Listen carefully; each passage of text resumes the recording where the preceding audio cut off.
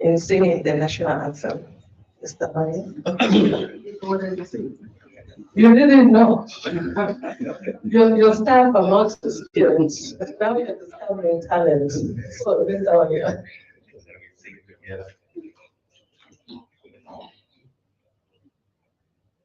Stand and sing of Zambia, proud and free, land of wake and joy, unity.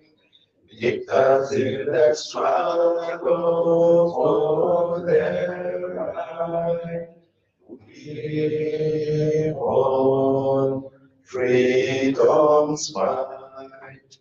Oh,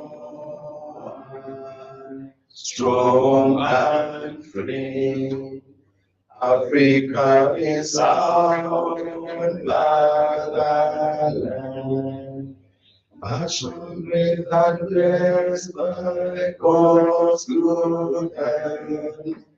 Let us so happy for join as one.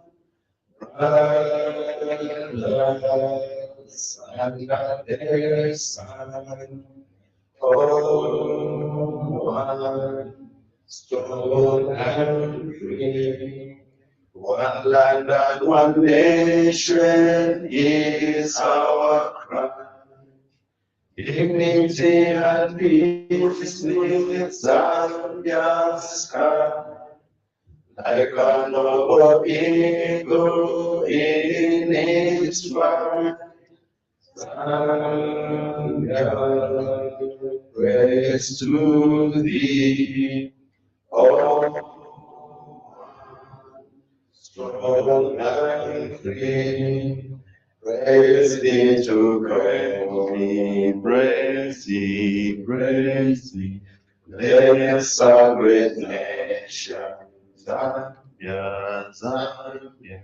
Free men we stand under the flag of our land.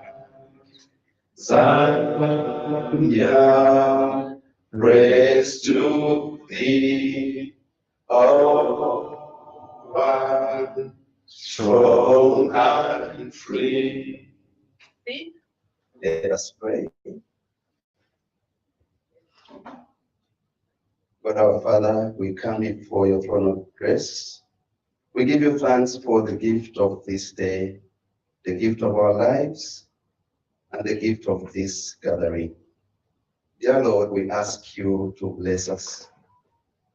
Give us the wisdom that we need. Give us the unity that we need, so that we may glorify your name. We may give value and proclaim the value of human life. Bless all who are on their way coming to this meeting, so that everything we may do may be towards your glory. Make our prayer through Christ our Lord. Amen. Amen.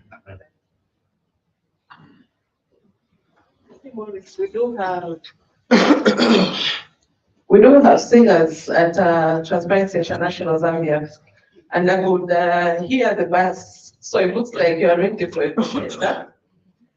So, distinguished guests, ladies and gentlemen, Your Excellency, the Ambassador of Zambia to Sweden, Mr. Johan Hallenberg,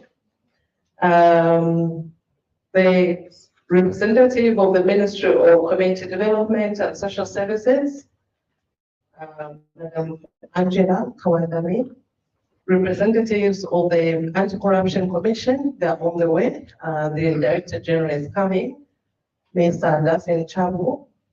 The representative from the Norwegian Change Aid, my twin brother, Jonathan Lee Howard, representatives of civil society organizations, members of the media, my simply said ladies and gentlemen, you're welcome to this meeting. It's a very important meeting as we launch the report of the assessments of the corruption risk in the social cash transfer program. As we might be aware, the social cash transfer for Zambia is necessary and it reaches some of the most vulnerable groups of our people. And I think we've seen that there's been some reports of railway happening in the program. We've also seen a bit of leakages, and I think the study today is going to really show us where the pressure points are, even as we go in the hospitals. You know, before the doctor attends to you, they'll check your spouse, they'll check your temperatures and all that, and see that those are addressed. We'll also see where the potential gaps, the leakages are. And I think the beauty about that report is that we're also having a beneficiary of the program speak to us later on in a panel conversation. Because I think many times these high-level conversations will have people that do the implementation, the policy reviews and development.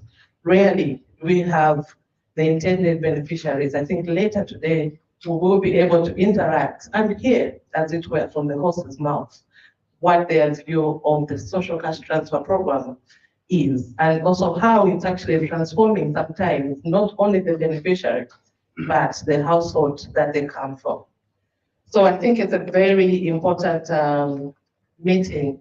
And I think for us as a country, it could not come at a better time than now.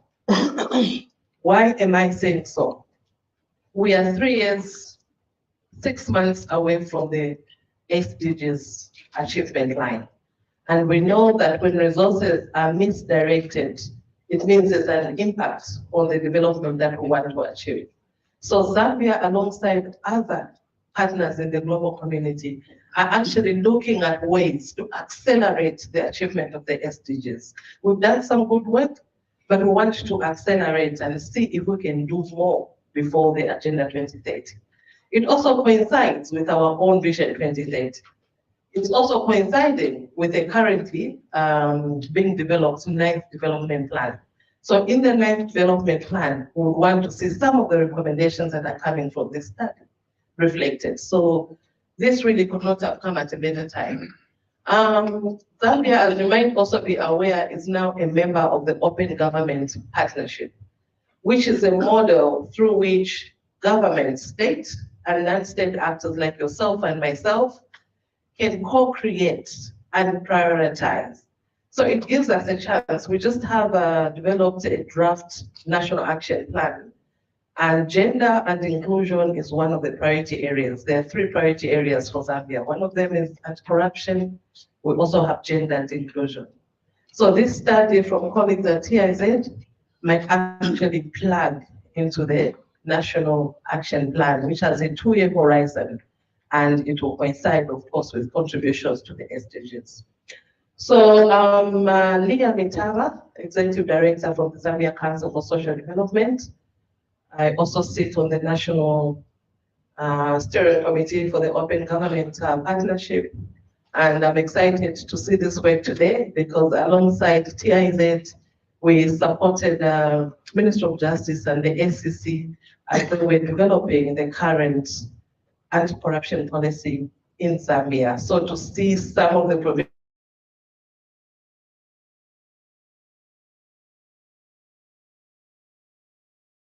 page 8, Ministry of Community Development at the center of it, I think is something that is heartwarming. We see policy looking at the impact that is on the ground.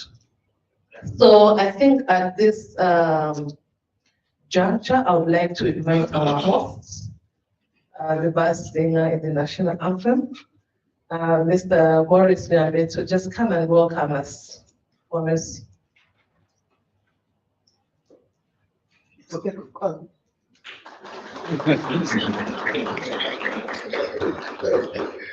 Good morning, ladies and gentlemen.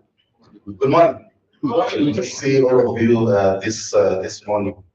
I want to begin by acknowledging the Permanent Secretary of Ministry of Community Development and Social Services, Mrs. Angela Kalandami, who is our guest of honor this morning. I know that the Director General of the Anti-Corruption Commission is not yet in the room, but she is on her way. But I acknowledge her in absentia. Swedish Ambassador to Zambia, His Excellency Mr. Johan Havenborg, you're welcome. My good friend, Country Director for Norwegian Church Aid, Mr. Jonathan Leah Howard. Is that correct? She now. That's quite Oh, yeah. All right, representatives of government ministries and agencies, representatives of cooperating partners, civil society organizations, colleagues from the media, let me just say distinguished ladies and gentlemen. It gives me great pleasure this morning on behalf of ITIZ to welcome you all to today's launch and dissemination of the 2025 Corruption Risk Assessment on the implementation of the Social Cash Transfer Program in Zambia. Allow me to begin by expressing our very sincere gratitude to our guest of honor, the PS at the Ministry of Community Development and Social Services, for honoring our invitation this morning and taking the time to join us.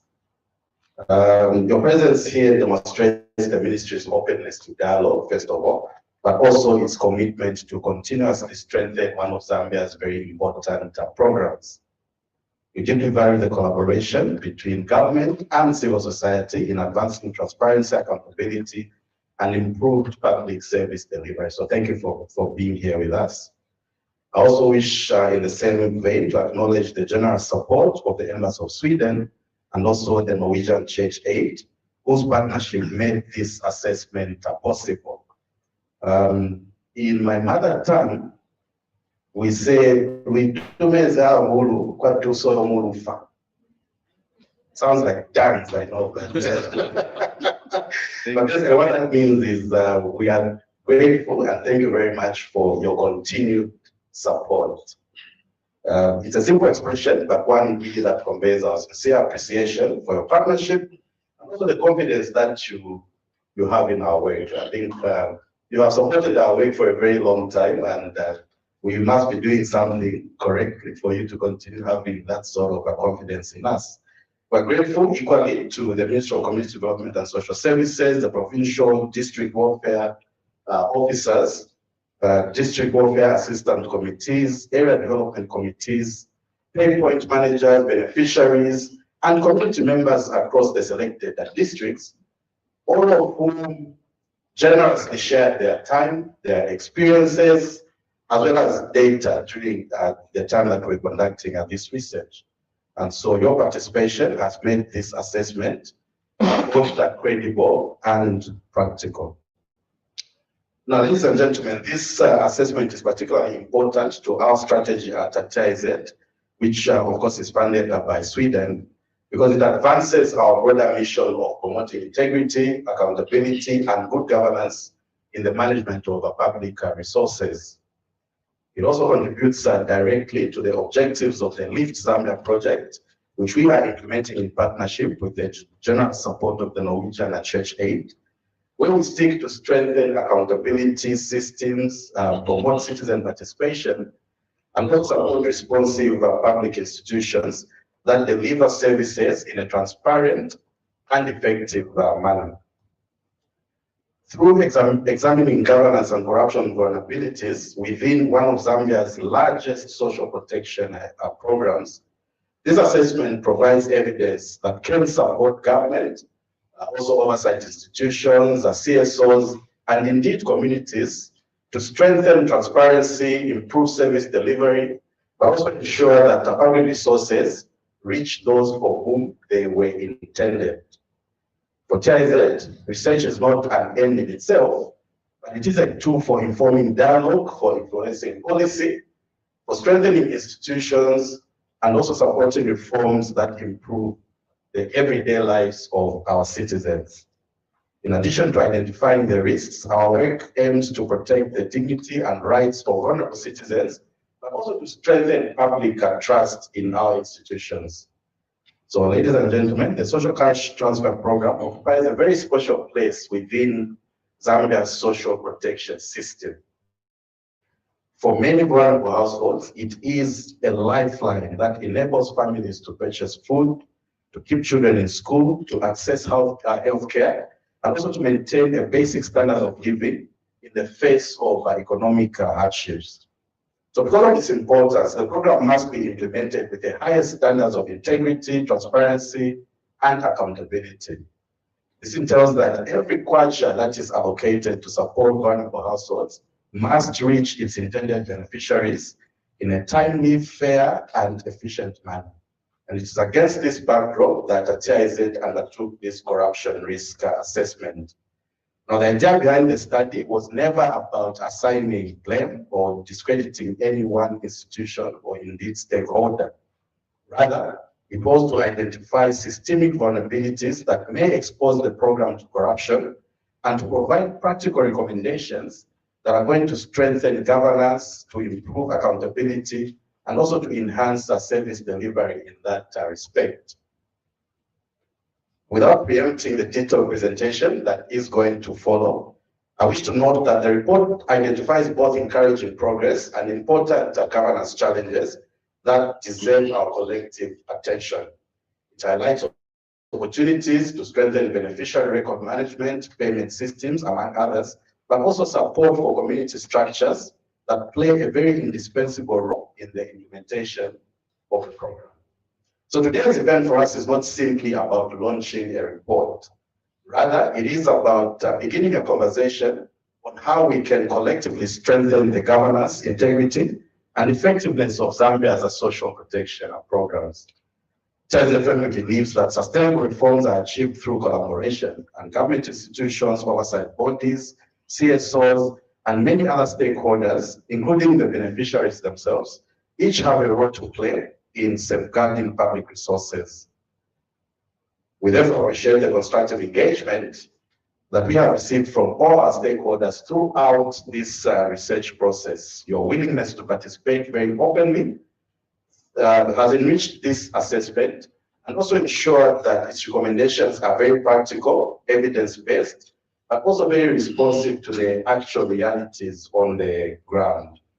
We hope that today's discussions will move beyond identifying challenges and instead focus more on practical solutions that can strengthen the program integrity, that can improve beneficiary experiences. And it's good that we will hear experiences from a beneficiary this morning, but also enhance public confidence in this very important program. So as I close, I'd like to encourage everyone here to engage very actively during today's discussions, to ask the difficult but constructive questions, but also to share your practical ideas that are going to contribute to strengthening this very, very vital program. So with these few remarks, I once again welcome all of you. And I thank you for your continued commitment to ensuring that social protection programs deliver meaningful results and meaningful benefits to the people that need them the most. Thank you, and God bless you. It's okay to clap, so we can clap for Morris. And I think as he was speaking, I'm hearing words like beneath, dignity. Beneath the Zambia sky, we stand. And I think this, we heard it in the national anthem as we sang. And there are times I sing the national anthem and I wonder, if we did everything that is the national anthem, that's kind of like the Zambia that we aspire for. I heard him speak to issues like lifelines. The social cash transfer program is a lifeline for some of the people, most of the people that receive it. And I think it also speaks, and maybe that brings me to why we are in this room today. He says, this report is supposed to spark dialogue, conversations. It's supposed to spark action. So we're not here not just to celebrate and say, congratulations, Live to Zambia program, congratulations, TIZ, Embassy of Sweden to Zambia, Ministry of Community Development.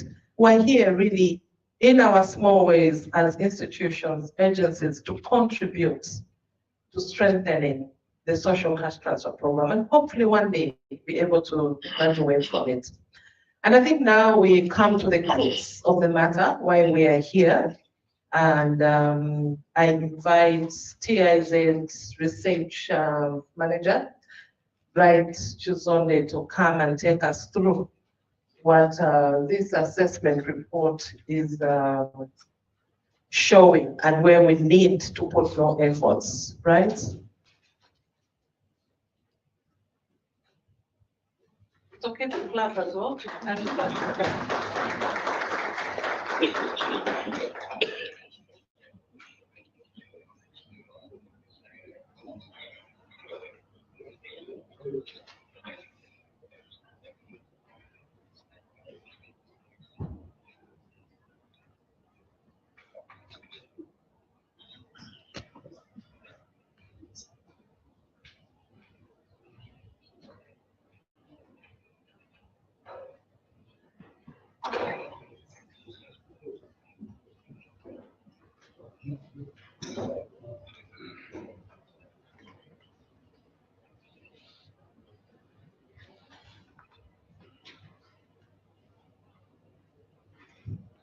Hello, good morning, everyone. I would like to write on the protocols already established by the Executive Director and go straight into the presentation on the 2025 Corruption Risk Assessment on the implementation of the Social Cash Transfer Program itself.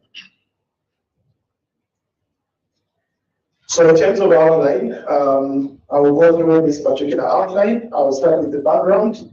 A bit of information which is important to just know about the Social Cash Transfer Program. Then I'll move on to the purpose and objectives, methodology. I have broken down the findings section into three parts because there are three different components to the results. So first of all, we'll look at the level of participation that we found in the program. Then corruption risks and vulnerabilities, which is the actual analysis that we did. And then we'll end with some highlights from the case study focusing on particular districts. And then we'll move on to the conclusions and recommendations. So let's start with the background, just to know a little bit about the program itself, in case you are new to the program. So the Social Cash Transfer Program is Zambia's largest and most important public social protection intervention in the country, obviously trying to address issues of poverty. In terms of the target, the program targets households with persons aged 60 or above, persons with severe disability, persons who are chronically ill and on palliative care, female-headed households, and child-headed households. So those are some of the targets that the program looks at. Now, number of beneficiaries. The Zambian government increased the number of beneficiary households under the program to 1.3 million in 2025 from 895,000 in 2021. There is a plan, I don't know how far we have gone, in terms of target for 2026 to increase the number of beneficiaries to 1.5 million.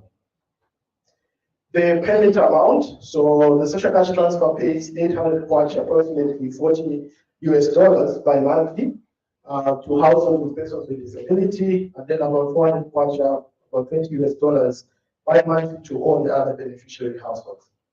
Then budget allocation. I think one of the things when I was establishing the background, which was quite interesting, is to reflect on the budget allocation. And I'll show you a graph just very soon.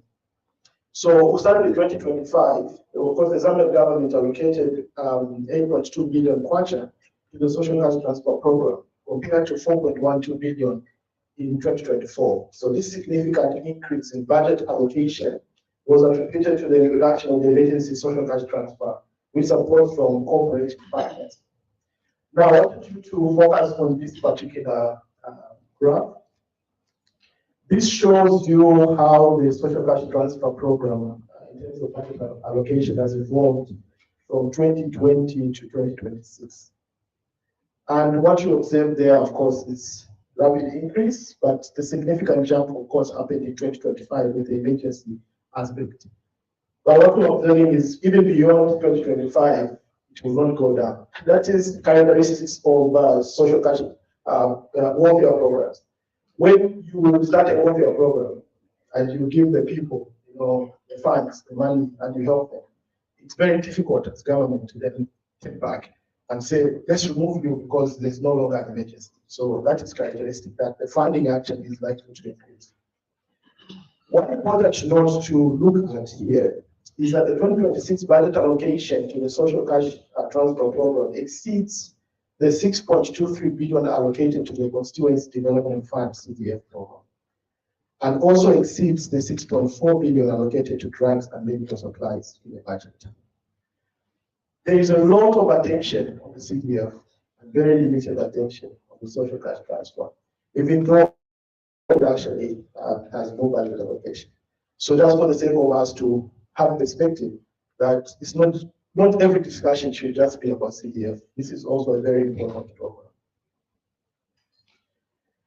So obviously the question you're asking now is, what is the corruption concern? Why is TIZ interested in looking at corruption risks here? The first reason is limited research. So just for context again, Transparency International defines corruption as the abuse of interest and power for private gain, and argues that exposing corruption and holding the corrupt to account can only happen if policymakers understand how corruption works and the systems that enable it. So we need to always research and understand what is happening behind the scenes, how is corruption evolving. But if you look at this, we find very limited information on the corruption risks and vulnerabilities in the implementation of the social cash transfer program. Yes, there's some research, there are a number of audit reports that were done, evaluations, as well as some studies from university students. But we don't have a concise estimate of what kind of corruption can happen under the program. So that is what we are trying to address. Then there's also some evidence of mismanagement. So recent audit reports provide evidence of mismanagement in selected districts. These include fraudulent inclusion of both beneficiaries to facilitate payments, the selective application of proxy needs tests in evaluating beneficiaries, and the payment of funds to illegitimate beneficiaries, among others. Of course, this may not be widespread countrywide. There may be some isolated cases that have been cited in the audit report. So there's assessments of similar government programs, such as the FISIL program, have revealed similar risks, including poor targeting and leakage to non-beneficiaries. So again, if it's happening in the FISIL program, you may also have suspicion that perhaps it may happen in the social cash transfer program. So that gives us the reason why we wanted to look into this particular program. In terms of purpose and objectives. So let me first start by just mentioning that if we don't assess what kind of corruption can happen in such a program, then it means that we can have a significant impact of corruption on the beneficiaries and implementation of the program. Because the presence of corruption in the welfare program leads to lower satisfaction among beneficiaries, that's one impact. In addition, corruption and fraud in social welfare programs can lead to efficient use of public resources, reduced availability of funds for the poor, loss of program credibility, political manipulation of funds, and decreased public support for the program. So that's again from different literature, just explaining what potential impact can be in a program when there is a lot of corruption. So the corruption risk assessment, CRA, therefore sought to mitigate these impacts through identifying corruption risks and vulnerabilities in the implementation of the social cash transfer program in Zambia. So that was the purpose. In terms of objectives, there's following specific objectives guided the assessment. The first one was to assess corruption risks and vulnerabilities in the implementation of the social cash transfer program in selected districts across the country. So I already mentioned that we only had 12 districts here. And then number two, document perceptions and experiences of corruption in the social cash transfer program in Kalubila and Solwezi districts. These two districts were selected for the case study.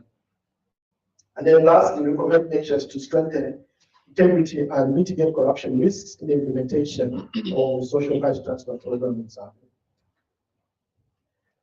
Now, briefly, I'll just highlight some of the evidence of the methodology. So in conducting the assessment, Transparency International Zambia employed an exploratory sequential mixed method design, which included the collection of quantitative data through an experiential based survey, followed by the collection of qualitative data through key informant interviews and desk-based research. Just a bit of an explanation on the design.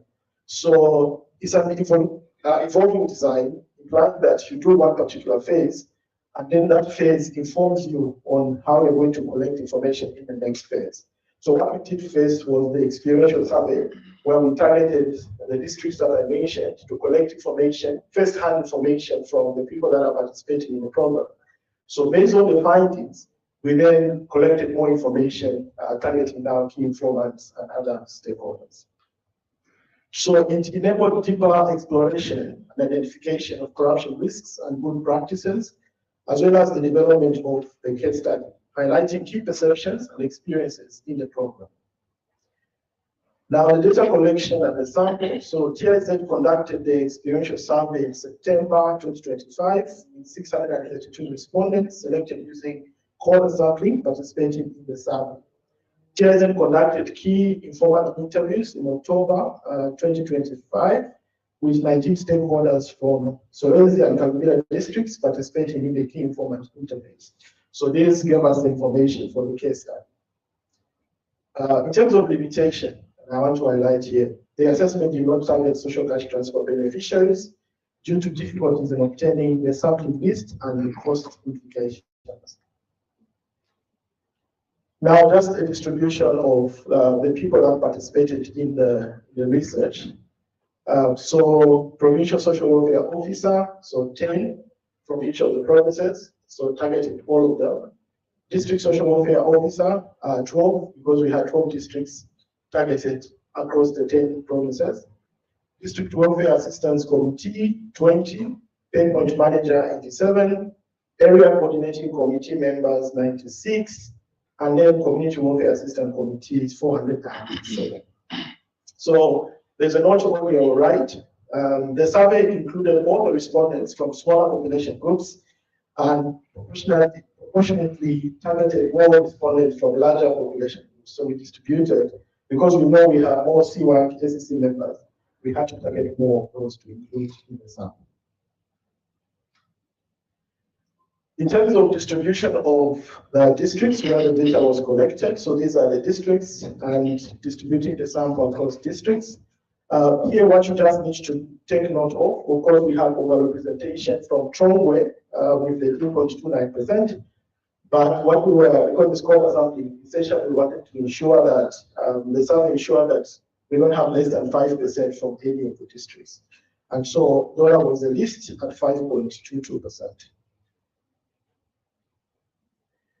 Now move on to the results, which is why we're here. I'm sure you don't want to hear about the methodologies and everything else. You're interested in finding out what the results tell you. So I'll start with the level of participation. So let me first highlight that participation is very important in the government program, especially the welfare program. So public participation is crucial for enhancing transparency and accountability in the social cash transfer program implementation.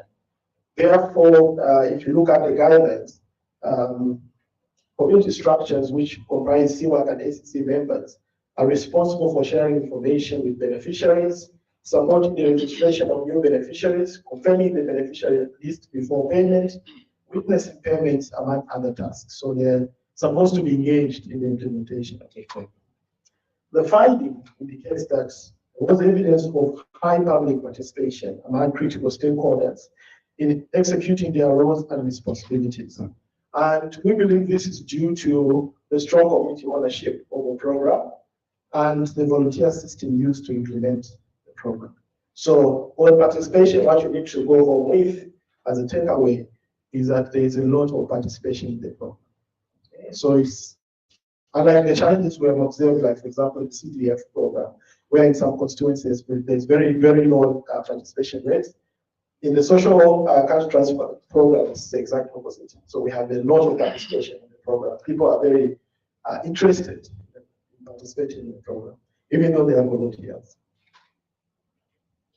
Just a bit of some highlights of what rate of participation we're talking about. So we tracked participation rates of CWAC members and ACC members across these different activities which they are supposed to do. And you can see that most of them are upwards of 90% in terms of participation rate, including sharing information with beneficiaries, supporting the registration of new beneficiaries, validating, reporting errors on the beneficiaries list, receiving complaints and grievances. So most of them are upwards of 90% in terms of participation. participation rate. What this means is that out of the people we sampled to ask them questions in the survey, they indicated that they are actively doing this particular activity. Now let's move on to the corruption risk and vulnerabilities. So what were the issues we found in terms of where corruption is likely to be? Now again, I'll start with definition because I've moved the definition here and not the methodology because it's very important to understand what we mean when we talk about corruption risks or vulnerability.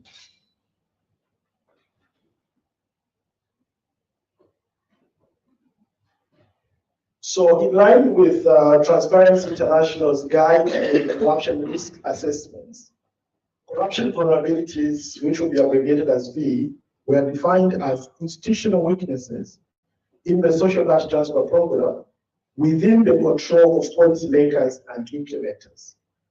Okay, so I want just to step back on that. So it's a vulnerability when it's something that you can effectively deal with, but it's still there. Okay, that's a corruption vulnerability. Then corruption risks were defined as those outside their control or emanating from the identified vulnerability. So it may be because there's an interaction between the vulnerability and another external actor who takes advantage of the vulnerability. Then that raises what we are calling a corruption risk. Now, ultimately, what I want you to remember is that both corruption risks and vulnerabilities are not necessarily as actual corruption. And this is not the objective of the assessment. To say that the objective of the assessment is not to conclude that there is corruption in the program. It's to indicate where corruption is likely to happen. Okay? So it's corruption assessment, risk assessment, where corruption or vulnerabilities are likely to materialize. So we're not measuring that. I don't want, I'm emphasizing this because I know I'm with the media here.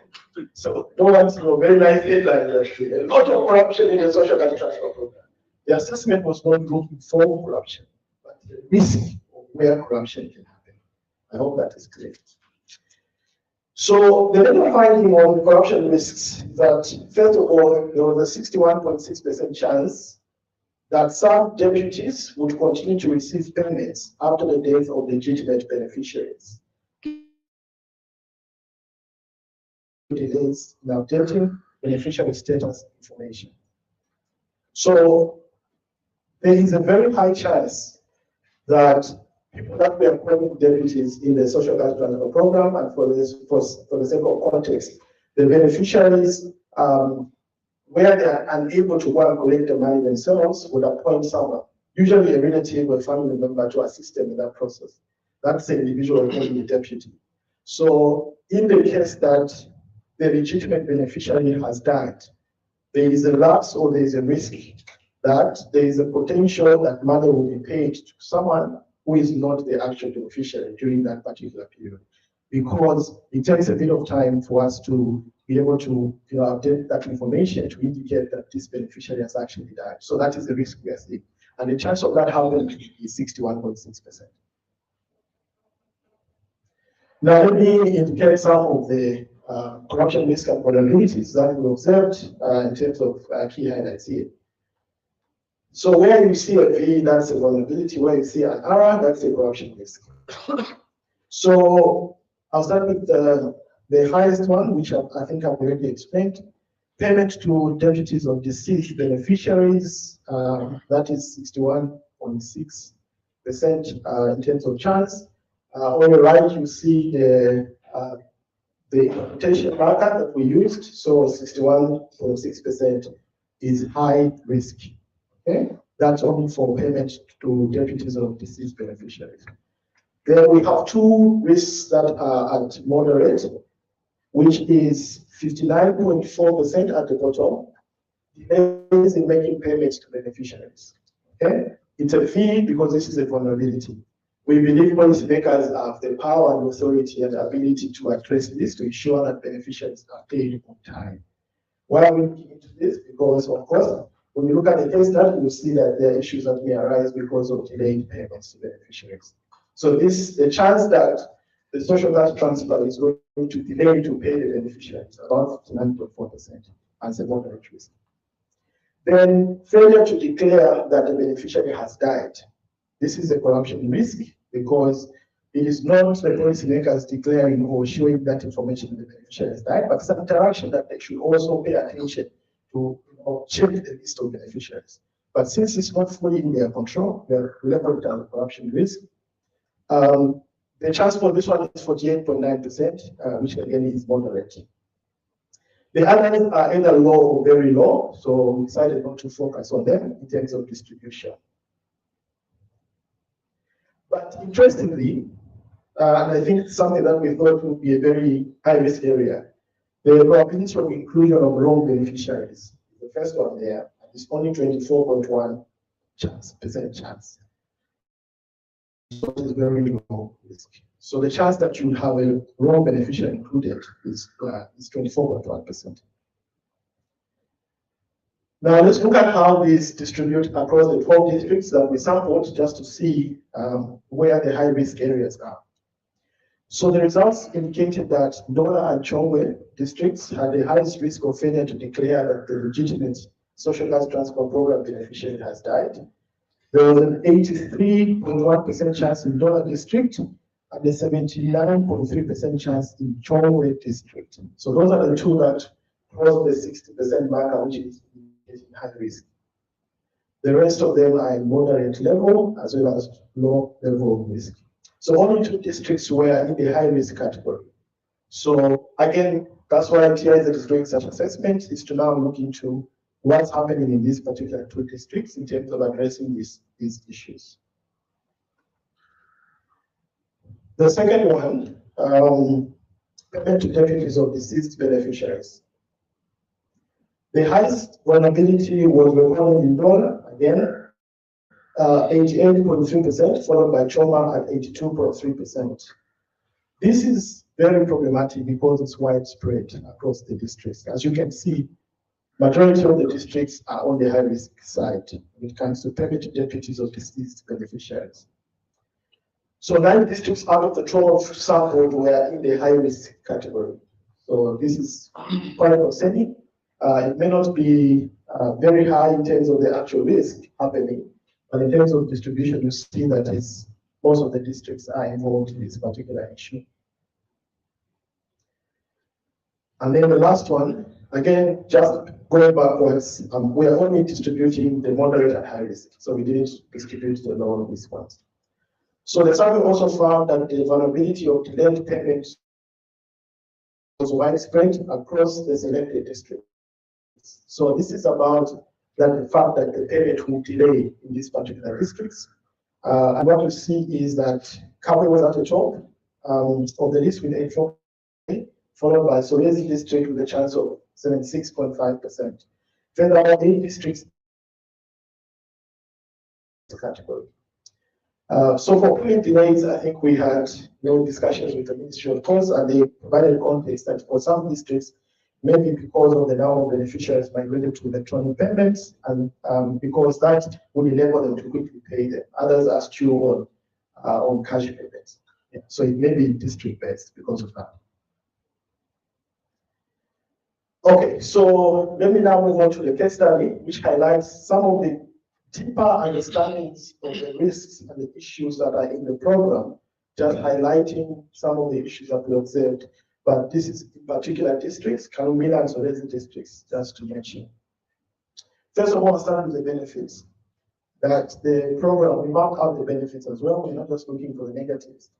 So most beneficiaries in these particular districts cited that they use the social gas transport payments to purchase food, medicine, and education supplies, while others use the money for investment purposes, such as purchasing fertilizer, constructing houses, and investing in poultry and livestock businesses. So essentially here the conclusion was that the social gas transport program is not just a consumption. Yeah, so you should remember that as you distribute the funds, some of the beneficiaries actually use this money for investment purposes. So it's not just consumption. And that may be the widespread thinking out there that you're just giving money to people and then they just consume, they buy food, and then what happens next? but in terms of what they use the money for, it goes beyond just consumption. Then in 2023, it's notable also to mention the Zambian government introduced electronic payment methods, including mobile network payments and mainstream bank account transfers on a pilot basis initially in areas with good telecommunication network coverage. Thereafter, these electronic payments were scaled to all districts nationwide in line with policy guidance and to migrate more beneficiaries. So it started as pilot basis, but it has now gone to migrate more beneficiaries to electronic payments. The roles and responsibilities. Remember the reflection we had about level of participation, but we also mapped in terms of the case study what these stakeholders do in the program itself. So in this particular district, a critical component of the roles of CWAC and ACC members was sharing information and maintaining communication between community members and public officials.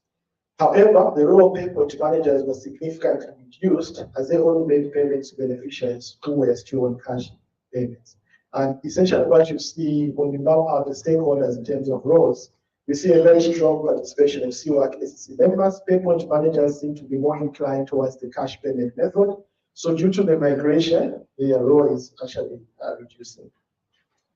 CWAC members verified beneficiaries' residencies using local knowledge. Now, given their voluntary status, CWAC members had an incentive to solicit bribes through assuring inclusion, even though they had no authority to enumerate or determine final beneficiaries.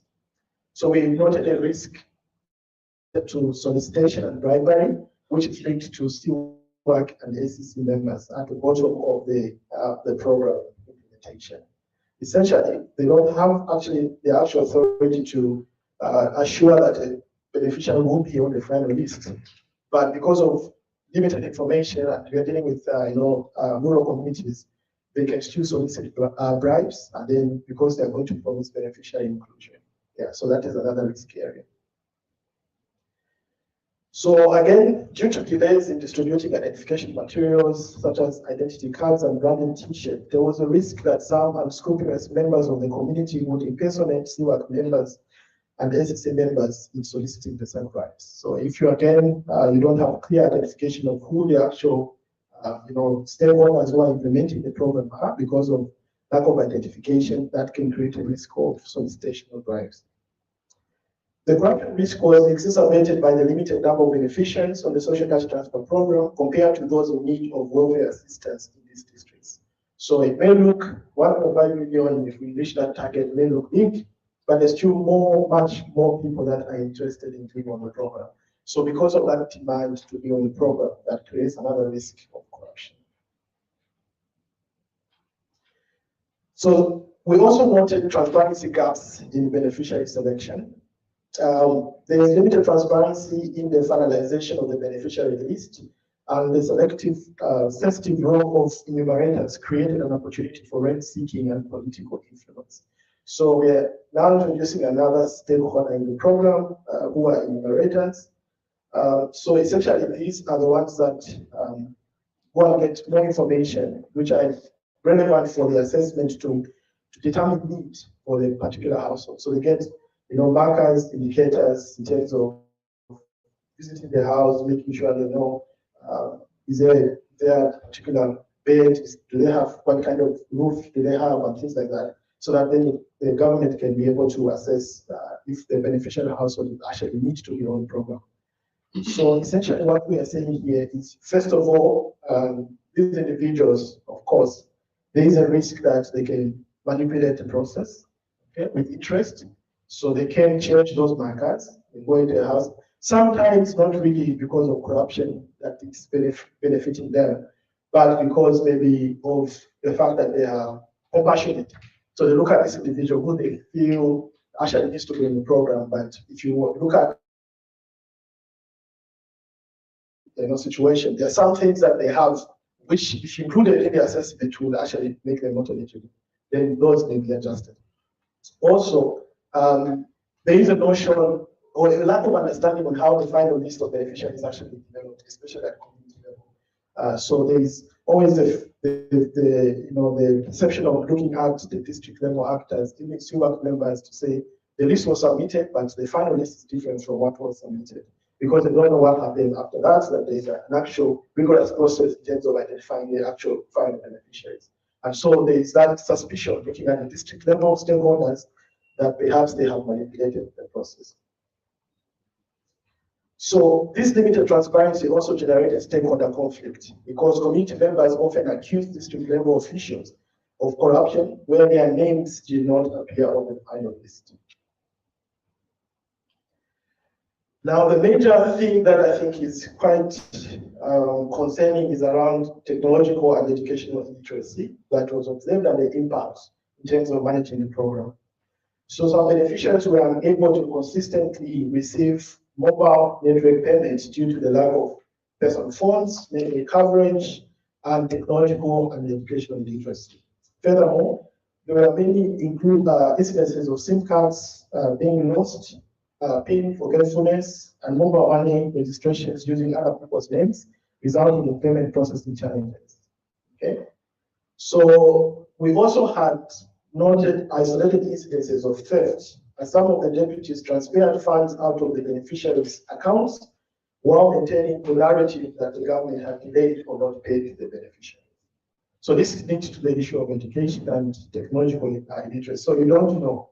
Money has come into your account, you're a beneficiary, but you don't know. Remember, we're talking about people that are 60 years and above, right? So they may not be that advanced from dealing with these forms. So someone who is, let's say, the deputy is a younger person, who maybe their son, who is in the 20s or so, that person knows how to use the phone and may tell them that the money hasn't come, but they have actually transferred the money out of their wallet. So mobile money agents also withdrew money from mobile wallets of some unsuspecting beneficiaries as they sought assistance. So again, another issue is to take the phone to an agent, trying to ask them for assistance to check if they received the money. That person quickly transfers out the money from their phones. Then there is an issue of transaction costs. So some deputies demanded facilitation payments or commissions for assisting beneficiaries, even though their assistance was considered to be voluntary. So many disagreements between beneficiaries and their deputies were not reported due to the fear of being removed from the social cash transfer program. There's also a misconception that when you bring confusion to the district as a beneficiary, that they will decide to remove you from the program. And so when they had those disagreements, issues rising because it can be theft or money by the deputy, most of them were trying to address them at family level on their own without reporting those matters to the police or the district officers. In these two districts, beneficiaries also incur transaction fees due to network coverage or network challenges and the limited number of cash agents, even though mobile money payments were made through mobile wallets, which did not attract withdrawal charges. So the transaction costs are related to moving in terms of distance. If in your locality, there is nowhere where you can withdraw the money because you don't have access to agents that can help you to do that, you now have to move where to withdraw the money because it's being paid to you using an electronic method. Then we also noted issues related to replacement of beneficiaries. It was standard practice to stop making payments within 6 months. However, payments continued beyond this period if the deputy or other family member qualified to become a new beneficiary. So there was that allowance not to move immediately from this particular household because the original beneficiary has died, but to again consider the household and then test to check that there is a legitimate beneficiary that can be selected. So family members were submitted for consideration as potential beneficiaries following the original beneficiary's death, and an assessment was conducted to determine eligibility. However, some deputies often took control of the money. In the meantime, they took control of the phone, leading to disputes with other family members, especially where children are neglected. Another big issue is around the payment process challenges. So district social welfare officers instructed payments through the system, And mobile money service providers then created the beneficiaries' mobile money accounts. However, there were noticeable inconsistencies in payment dates due to differences in how mobile money service providers process payments. So let me try to explain that. So you have different service providers, so different network providers who are processing these payments. So even though, first I'll start with the issue that we noted before I go to the one different dates of payments. So you command the payment at the same date. So it goes to the different operators that are going to facilitate the payments. They have different ways of processing that payment. So you have, for example, imagine where we're seated here. We start receiving payments, and 4 of us receive from one network provider. 2 of us receive from another one.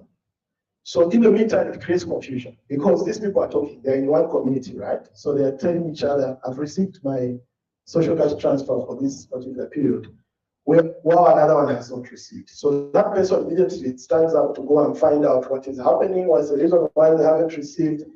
Now, adding to the issue of technological literacy and everything else, it compounds the entire problem in terms of complaints.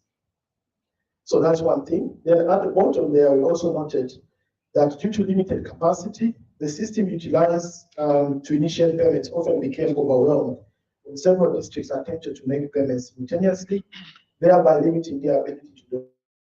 The issue that was observed is around the system itself. So I had assumed that that district office can make payments at the same time. Yes, they can, but the next district may not. The other districts may not. So if all the districts have received instructions, go ahead and make payments. We find a situation where when they start those payments, may be able to process the payments, while others will be unable to conclude the transaction because the system gets overwhelmed. They can't do it at the same time. So it means others have to wait. So you have these differences in payment states.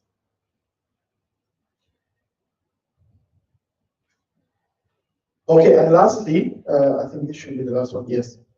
Inadequate redress mechanism. So mapping from where I came from in terms of all the issues that we have observed, we assessed also how they handle the complaints, because now there are a lot of complaints in the program.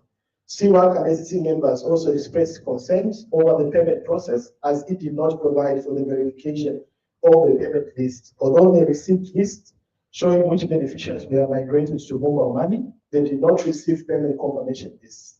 So it's also problematic because of these differences that the people who are at the bottom of implementation receive complaints, haven't been paid, but they have no way of knowing whether it's really true, this person hasn't been paid or not.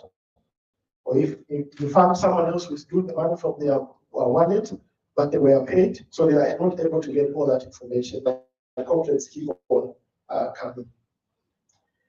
Given that some complaints were attributed to illiteracy, and some beneficiaries were simply unaware of the payments because they were unable to read payment notification, the information gap made it difficult for district level officials to attend to these complaints. So there's need to address some of the issues around attending to the redress mechanism there. Let me conclude. So this corruption risk assessment on the social cash transfer program in Zambia, covering the year 2025, provides evidence of high public participation by critical stakeholders in executing their roles and responsibilities in the program. The survey indicates that the highest corruption risk was the payment of money to representatives of beneficiaries, also known as deputies, following the death of beneficiaries.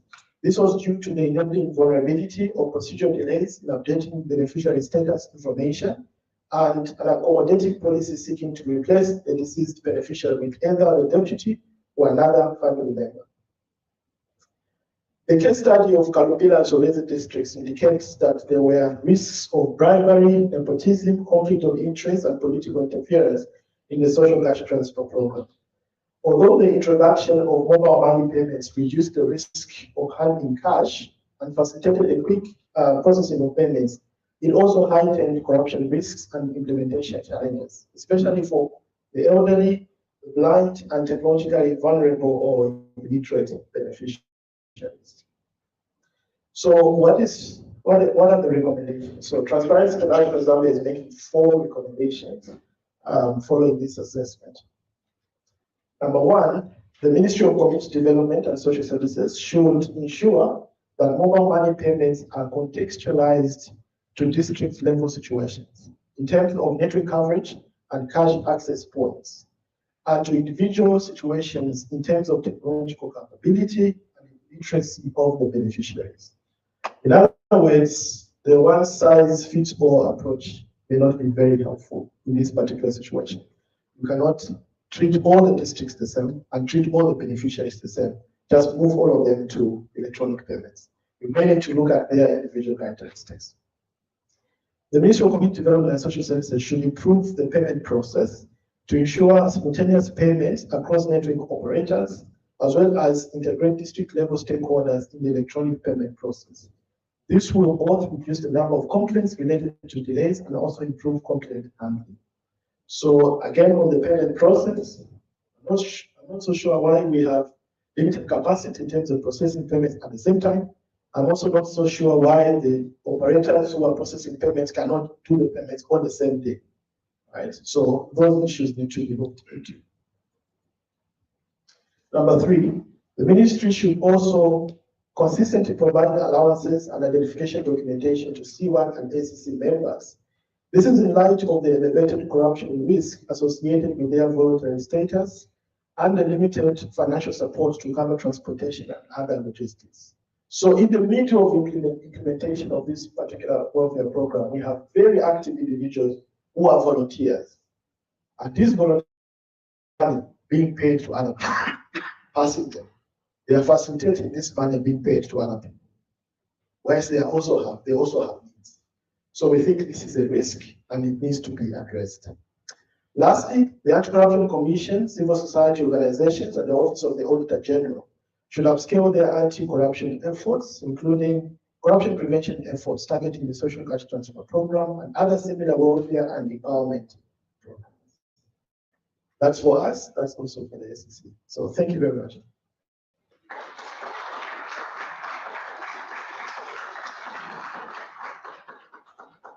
Thank you so much, Bright. And I think the audience might want to engage with you with the reports. Do we? Or we think everything is straightforward? We don't have any questions? Points for clarification? Any questions? I've seen 1, 2, 3 hands. Yes, I was going to be very surprised. I know we started late, but I'm just thinking that this is a very important document. And for the media, please, we're not saying there's corruption in the social cash transfer program. It's a risk assessment. In this time of misinformation, malinformation, we want to be very careful that we do not disinform. So we'll take the first 3 questions. I'm glad to see that they're from the ladies. So please, the other gender, prepare yourselves. Thank you very much. Good morning, Piers. Good morning, everyone. Relations Officer for the Ministry of Community Development and Social Services. I'd just like to find out when the assessments were done, because I believe some of the issues that were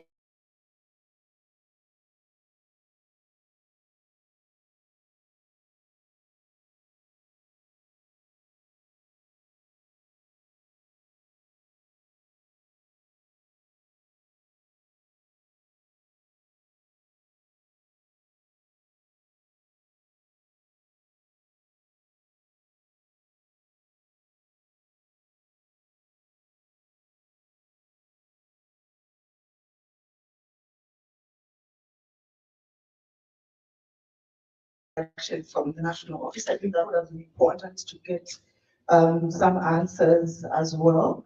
And of course, recommend how that can trickle down to the community level. But also I wanted to find out on delayed payments. I know you said this was sort of internal.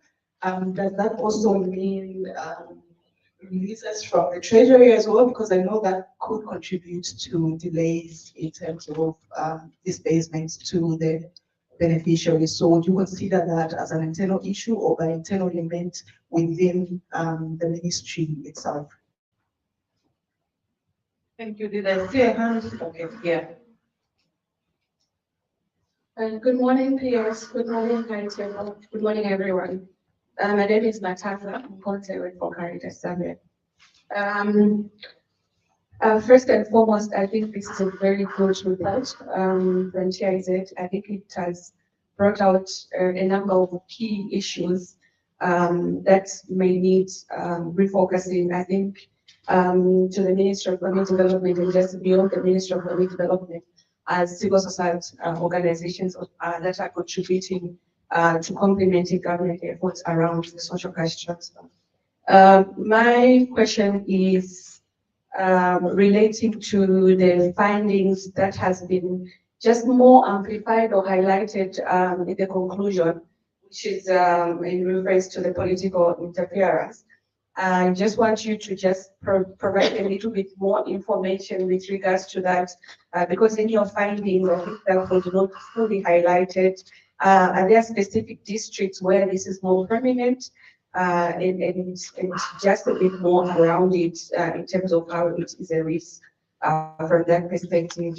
Then the second comment is, I appreciate the recommendations that have been provided, but I would also like to find out from TIA if it's possible, probably to look at it more of the strategies that then the ministry can adopt and see how best they can improve with reference to the risks and the vulnerabilities that have been identified, so that we are a bit more specific in terms of what exactly do you think can work out to help address the risks that have been identified as well as the vulnerability. Thank you. Thank you so much.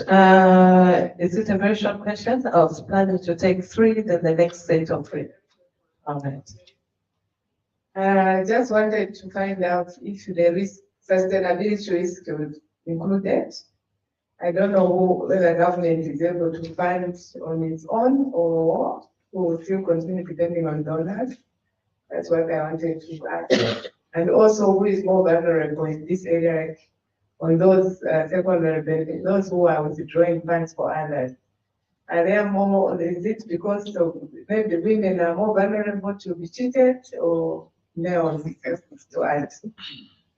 That is NGOCC asking the, what is, was a gender lens in terms of vulnerability. I'd like to recognize the presence of Director General from the Anti-Corruption Commission, Mrs. Daphne Chabo. Thank you so much for allowing us to start whilst you're on your way. You found us at the crux of the conversation, so which was just releasing the report that was done by TIZ. Thank you so much that you could be with us. And I think the key issue that is coming from this report is participation. It's good to hear that on this program, there seems to be a lot of participation from both states and non-state actors. I think it's something that we can learn from in some of the other programs where there isn't so much participation. And I think you did allude to maybe CDF, for instance, administration and implementation, so that's good. So we have 3 questions that came from Ministry of Community Development itself, one from Caritas, Civil Society, and another from NGOCC, Civil Society. Are you able to take those? And then we have another set of questions, perhaps the final one. And if the other gender is not asking any questions, I'm going to choose volunteers to ask. You see, women are very inclusive. We don't just want to speak alone in spaces like this, do it. Okay, thank you very much for those questions. First question is, when was this done? Since things may have changed. That is very true. That's very true for all the research that we do in terms of assessments, because I remember one assessment we were doing, we had to revise after just 2 months because everything changed, new laws came up and things like that. So it's very, it's a valid concern. So in terms of the period, we have named this 2025 assessment to start with. So because it's not 2026, so we know that things that happen in 2026 are not captured here. Then secondly, specifically, the period was September to October 2025. That's the data collection period. Was there any interaction with the national office? Yes, right. Yes, we had interaction with colleagues from the ministry in terms of, and I want to add that they actually helped refine a lot of the issues that we observed in the assessment. And so we had interaction in terms of the initial results that we had, and a lot of issues were corrected. Then I think there was a question about vulnerability and whether this is going beyond, it's really a vulnerability or it's actually now a risk because you're looking at the issues of the treasury. Unfortunately, it is a vulnerability. So when we assess the vulnerability, we are looking at the entire system of government, right? So whatever the treasury needs to do to make sure that money reaches the ministry on time, so that the ministry can also process and ensure that money reaches the beneficiaries on time. That is true within the influence of policymakers and the ministry and the government at large. Yeah, so it's a vulnerability. Unless it interacts with an external stakeholder. For example, you pay someone money and then someone steals the money from their wallet. That's not really, you can't blame government for that. That's the risk now.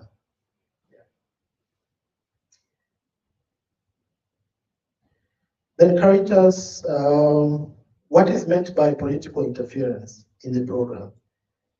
Was this mapped across districts? It wasn't mapped across districts. Political interference only came out from the case study. So because it was just from the case study, we didn't distribute it across districts. Remember, we had the experiential survey and then we had the case study. So with respect to the case study, obviously, we define political interference more broadly. Most of it is around interest, making sure that certain beneficiaries are in the program. And I think from the explanation you made, there's nothing wrong with encouraging beneficiaries to, to go towards the program, as long as the program is going to have a valid criteria of selecting who is actually eligible. But what we observed is that there is interest from political players to ensure that certain beneficiaries are put on the program. So that's the political interference. Then there was a question on what exactly can be done to address the risks and vulnerabilities. I think more work needs to be done. This is just the assessment. So it's a starting point. But of course, we have made 4 recommendations which can help you to know where to start from. For example, generally, I think we have no problem with electronic payments, but I think the approach that was used to migrate everybody may be something that needs to be reevaluated. Yeah, so because we need to address those risks that are now emanated because of migrating all the beneficiaries. Yeah, so it's not a problem per se to have electronic payments, but it's making sure that you are more particular about which beneficiary can really handle the electronic payments. Those that cannot handle may not be required to just move or forced to move to electronic payments, because now we have these challenges where we have very elderly people. So if this program was for youths in Zambia or students, and then they are getting electronic payments, it would have been much easier to manage. But now we're dealing with people who are advanced in age. Yeah. I think the last question was the sustainability risk, which is the dependence of the program to donors looked into. This looked into in this particular study because we extensively focused on corruption risks and vulnerabilities in terms of implementing the program only. Then the impact of withdrawal of funds affecting, is this affecting more women than males? Fortunately, we didn't get information on this. Again, this because it came from the case study. If it came from the experiential survey where we had respondents by gender and everything else, would have mapped out in terms of the gender breakdown. But since it was just information that we received through interviews, we couldn't get information in terms of whether there was a gender impact that was different for males and females. Yeah, so I think that's all the questions. I see the other gender, the hands going up. And just responded to. Thank you. Thank you very much. Thank you very much for the presentation. Very comprehensive. My name is Maximilian Harder from the Ministry of Homeless Development and Social Services.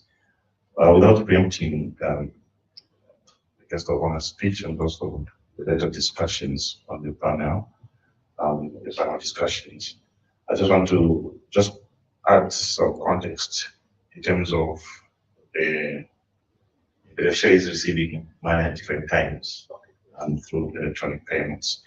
I think we'll agree that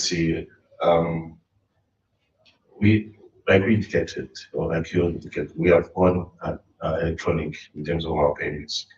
So we are paying over 1.2 million households through electronic payments. This is a high volume in terms of records. In terms of systems, our systems really get congested, not necessarily from the MCDSS side of things, but actually across all networks.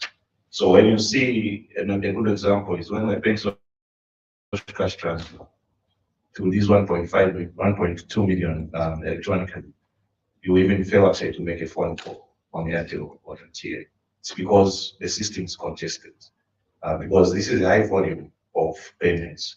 And at times, and we have over about 8 to 10 payment service providers, which includes banks and MNOs, mobile network operators, and their systems also have issues. I think we were aware about that.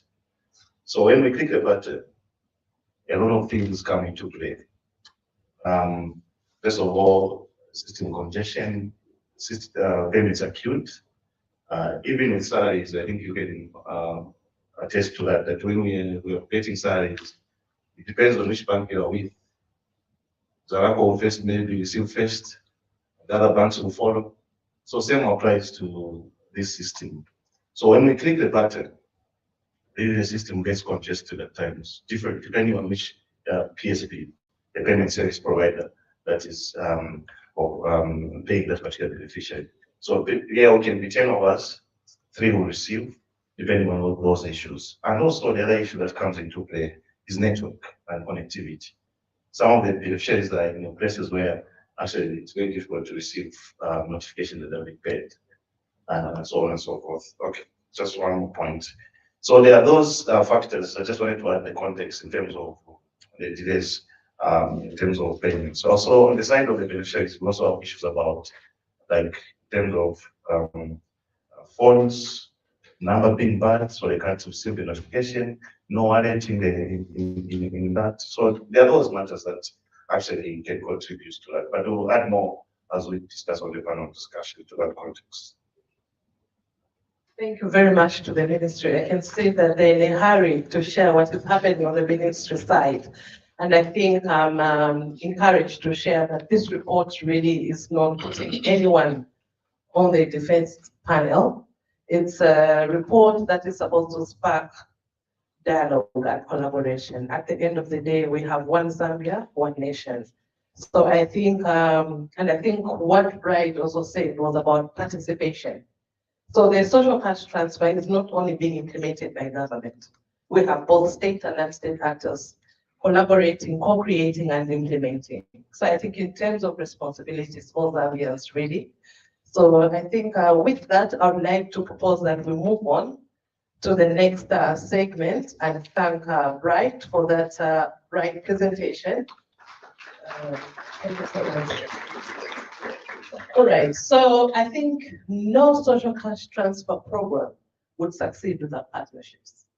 And I think to this program, we are grateful for the partners that we have that have still trusted and offered an arm and a leg to ensure that Zambia has a successful implementation of the social cash transfer program. So we have with us some of those partners. And I think this is the segment where we get to hear why the partners still believe in this program and also just say what their reaction is to this program and also going ahead. The need is still great, it's a lifeline. So I think allow me now to raise to the podium the ambassador of Sweden to Zambia, Mr. Johan Hallenborg. We can clap that in time. You also love works. Thank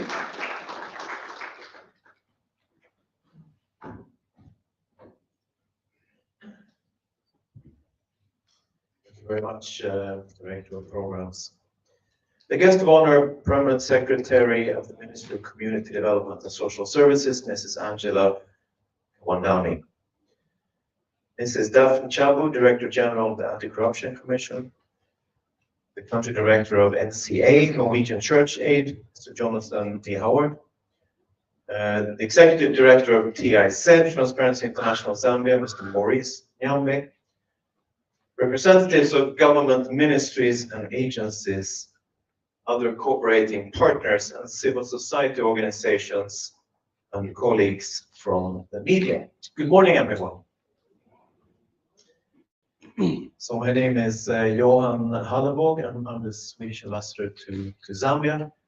Very much an outgoing ambassador. I'm leaving Zambia 4 years, just after the elections. So it's a pleasure to be here. I've worked with TIZ a lot during these 4 years, so I'm particularly happy that this launch takes place before I end my time in Zambia.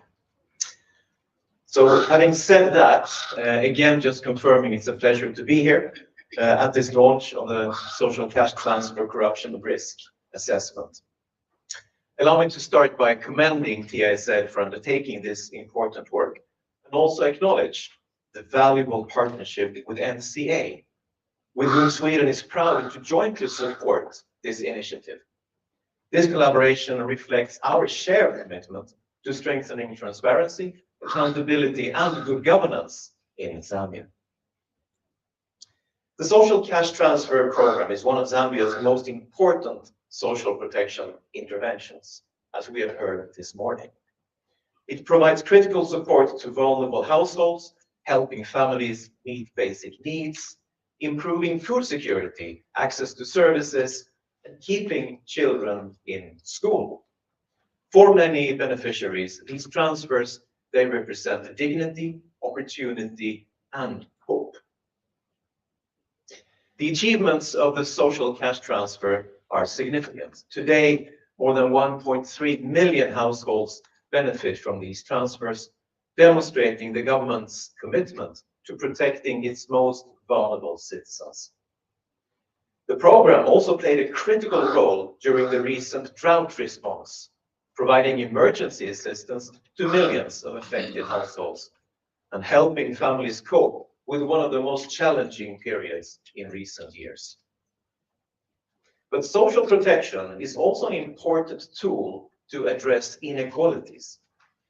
By directing support to those most in need, it helps create opportunities, strengthens resilience, and it promotes inclusive development, not least for women and girls.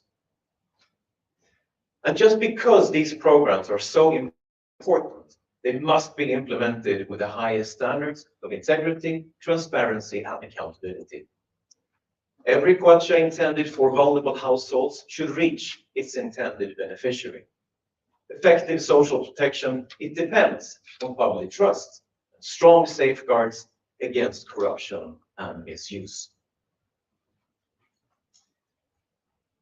My country, Sweden, has been a long-standing partner in Zambia's social protection journey.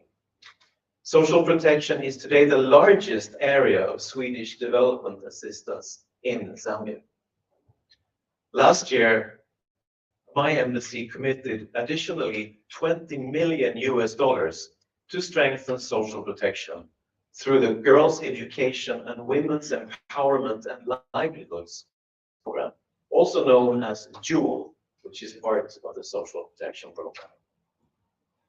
In that program, we have particularly supported efforts to keep girls in school, because we know that education, social protection, and gender equality are closely linked.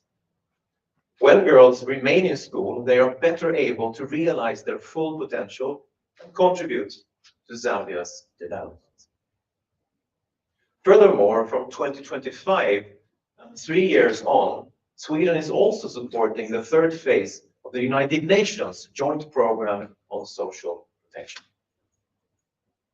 Through all these interventions, Sweden has contributed to expanding social protection and improving opportunities for vulnerable households, particularly for women and for girls.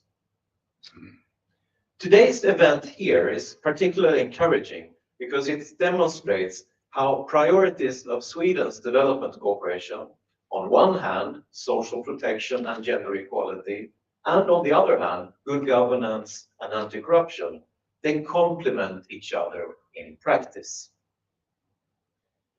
Investments in reducing poverty achieve greater impact when accompanied by transparency, citizen oversight, and effective safeguards against corruption. And this assessment that we're hearing today sits precisely at that intersection.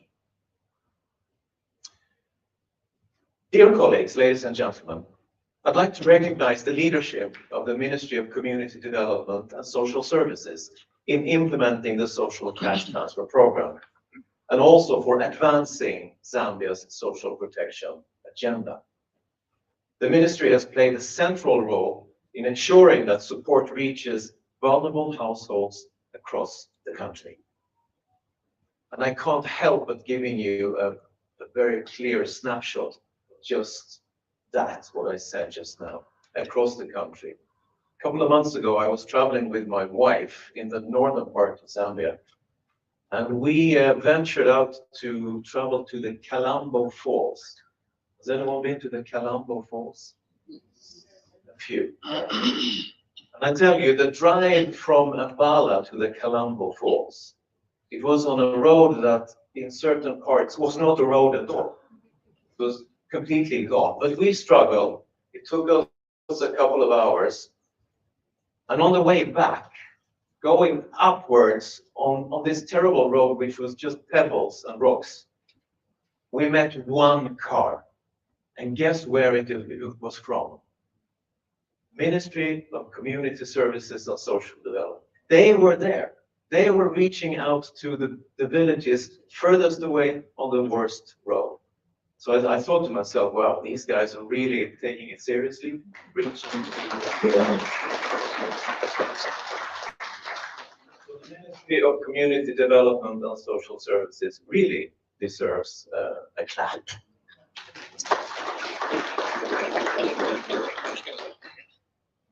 As we launch this assessment today, we equally recognize the important role that the ministry will play in spearheading the implementation of these recommendations. Addressing corruption risks requires institutional ownership, strong leadership, and collaboration among government, civil society, and cooperating partners. As Sweden, we believe that transparency, accountability, and inclusive governance are essential foundations for sustainable development. We also recognize the important contribution of civil society organizations such as TIZ. They generate evidence, they promote dialogue, and they also strengthen accountability. I'm encouraged that this assessment today provides practical recommendations for strengthening the program. Its true value will be measured by the actions that follow by our collective commitment to ensuring that public resources deliver the greatest possible benefit to the citizens they're intended to serve. And I think that we heard from a presentation just now by Mr. Bright. It's a very concrete report. We hear very concretely about the risks. And we can very clearly identify and understand where the issues around these risks are. It would seem to me that the issues around deputies is a very serious one, which needs to be looked at. And there are several other such inroads and recommendations that are quite easily pinpointed that continues to be of importance for the ministry to address. I also think accountability is important. Where the program does not work, we need to see accountability and changes. Things cannot go on as business as usual. Things need to be corrected and there needs to be accountability, because this program is so important that it actually works. I'm very happy to say that I've seen this program myself in the field, at least on 4 occasions. I've seen different parts with social protection. I've traveled with the ministry to several places in the country. So I've seen and spoken to beneficiaries. It's really a very important program. So it needs to work. So in closing, I'd like to reaffirm my country, Sweden's commitment to our long-standing partnerships with Zambia. We remain committed to working alongside the government of Zambia, TIZ, NCA, also the United Nations and other partners to strengthen social protection systems that continues to be inclusive, effective, transparent, and trusted by the people they say they serve. By working together, we can help ensure that the social cash transfer program continues to improve lives, reduce poverty, and contribute to a more equitable and prosperous Zambia. I thank TIZ and NCA for this important initiative and wish all stakeholders success in implementing the recommendations emerging from this assessment. Thank you very much.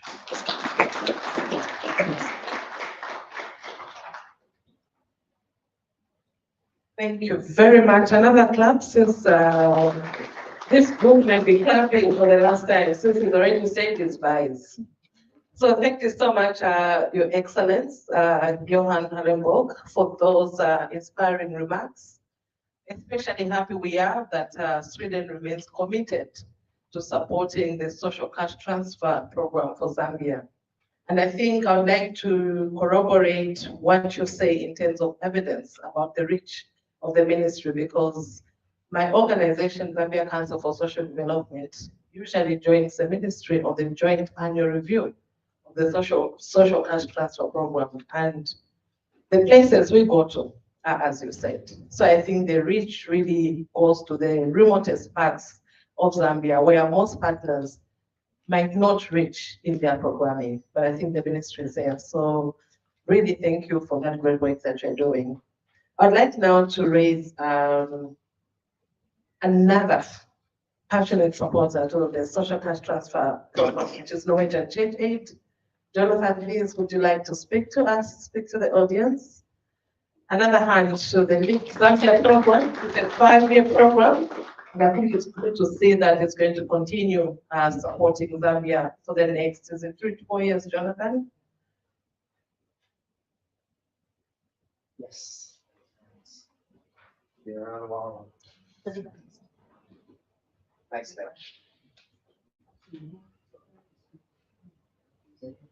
Thank you, Lena.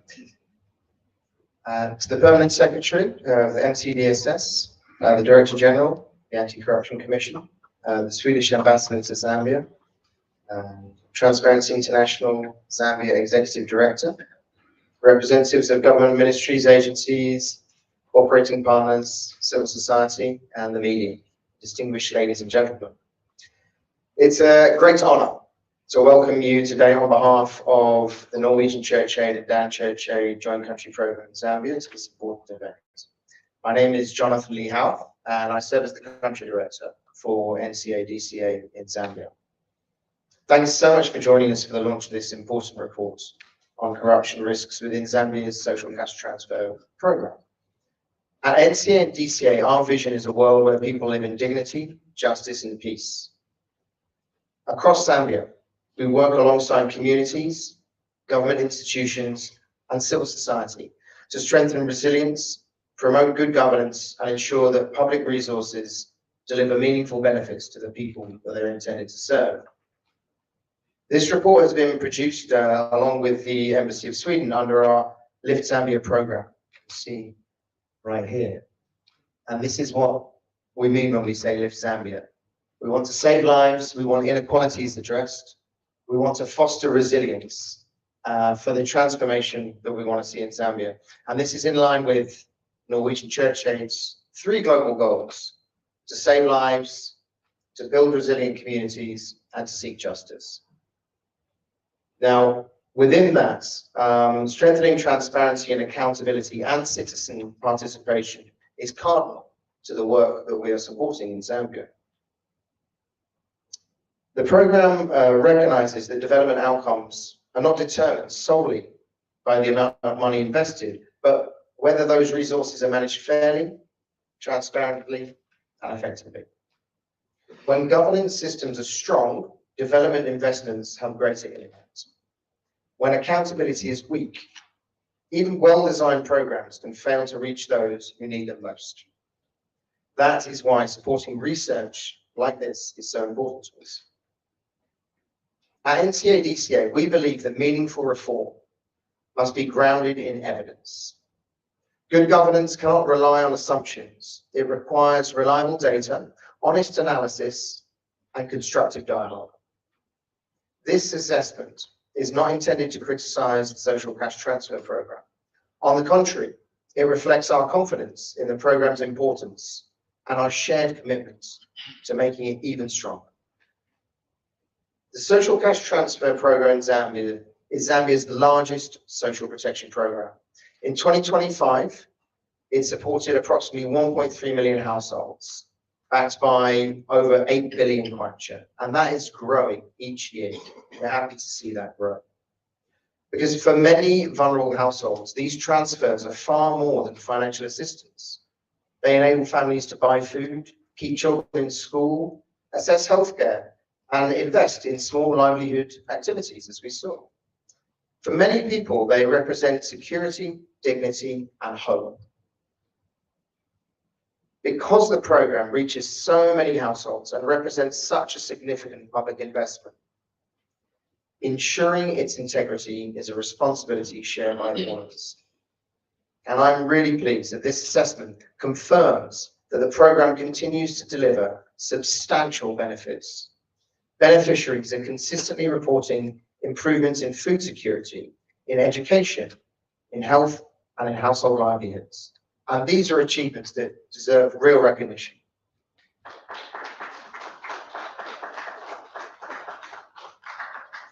The report also highlights one of the program's greatest strengths, its people. More than 99% of Community Welfare Assistance Committee members and over 95% of area coordinating committee members were found to be actively fulfilling their responsibilities. These community structures represent the foundation of local accountability and demonstrate the remarkable commitment of volunteers and community leaders across Zambia. At the same time, the assessment identifies important risks that deserve careful attention. The highest corruption risk identified relates to continued payments to deputies following the death of beneficiaries, with a risk rating of over 60%. Closely linked to this is the failure to properly report beneficiary deaths, which recorded a risk rating of almost 50%. Where records are not updated quickly, opportunities arise for payments to continue after the beneficiary has passed away, diverting resources from those who remain eligible. Another significant finding concerns payment delays, which received a risk rating of almost 60%. For families living in poverty, delays are not simply administrative inconveniences. They can mean going without food, delaying medical treatment, or withdrawing children from school. Payment reliability is therefore fundamental to both program effectiveness and public confidence. The report also demonstrates that risks vary across the country. In Andola, the risk associated with non-reporting of beneficiary deaths reached 83.1%, while Chile recorded 79.3%. These findings reinforce the need for targeted interventions that respond to local realities while strengthening national systems. The assessment further identifies risks relating to bribery, nepotism, conflicts of interest, and political interference, particularly during beneficiary selection and replacement processes. These issues must be addressed, not only because they define the program, but because every instance of unfairness undermines public confidence and reduces the program's ability to reach those most in need. The report also recognizes that progress often creates new challenges. The expansion of mobile money payments has significantly reduced many of the corruption risks associated with handling cash. This is a very positive development and demonstrates the value of digital innovation. However, we must also ensure that digital systems remain inclusive. Elderly beneficiaries, people living with visual impairments, and those with limited digital literacy may require additional support to access their benefits safely and independently. No one should be excluded from social protection because they struggle to navigate new technology. The recommendations contained in this report are practical and forward-looking. The call for stronger beneficiary record management, more efficient payment systems, increased transparency, enhanced monitoring, and greater investment in the community structures that form the backbone of program accountability. These recommendations are not about adding unnecessary bureaucracy. They're about strengthening systems so that public funds reach the right people at the right time in the right way. Ladies and gentlemen, one of the principles that guides the work of the Lift Zambia program is that accountability strengthens trust and trust strengthens development. Research such as this helps create the evidence needed for constructive dialogue between governments, oversight institutions, civil society, and development partners. It enables us to move beyond anecdote and focus on practical reforms that improve service delivery for citizens. We commend the Ministry of Community Development and Social Services, the Anti-Corruption Commission, community structures, and all stakeholders who contributed to this assessment and to the system itself. Improving governance is a shared responsibility, and lasting progress depends on partnership. And that's why we're so happy that the PS and the DG are here with us today. That really shows concretely that they take these type of research seriously, that it's valuable to them, that they are happy for us to do it, happy to receive it, and that they're committed to using it in a way that can help them strengthen the systems. So, well done for your commitment. Ultimately, protecting the integrity of the social cash transfer program is about far more than preventing corruption. It's about ensuring that scarce public resources fulfill their intended purpose. It's about protecting the dignity of vulnerable households, and it's about strengthening citizens' confidence that public institutions work fairly, transparently, and in the public interest. It's therefore my great pleasure, on behalf of NCA and DCA Joint Country Programme, to support the launch of this report as our contribution to evidence-based policy reform, stronger accountability, and more effective social protection in Zambia. We hope its findings will stimulate constructive discussion, inform future policy decisions, and support continuous improvement of one of Zambia's most important social protection programs. Thank you for your attention. I wish you productive deliberations throughout today's event. Thanks a lot.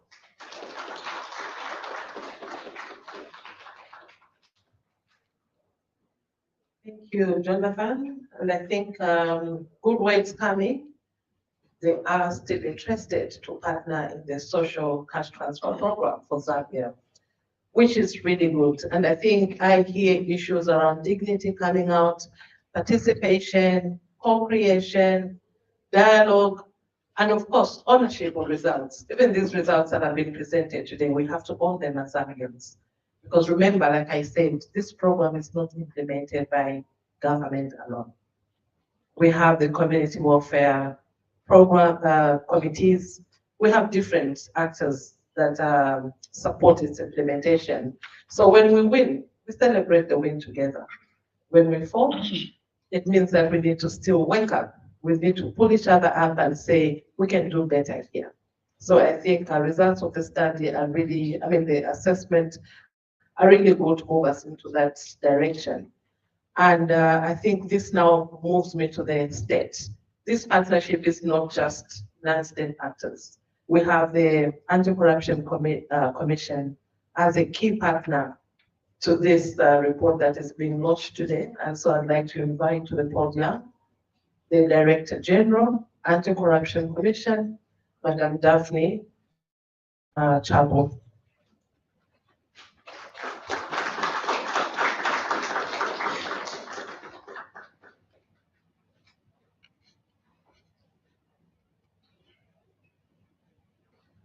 Thank you, Director of Programs.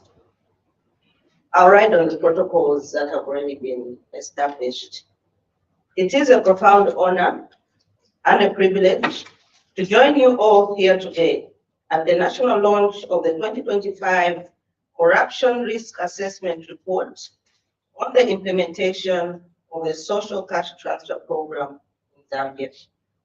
This report is a testament to our shared commitment to ensuring transparency, accountability, and efficiency in delivering social protection programs that touch the lives of our most vulnerable citizens. The Anti-Corruption Commission welcomes this assessment.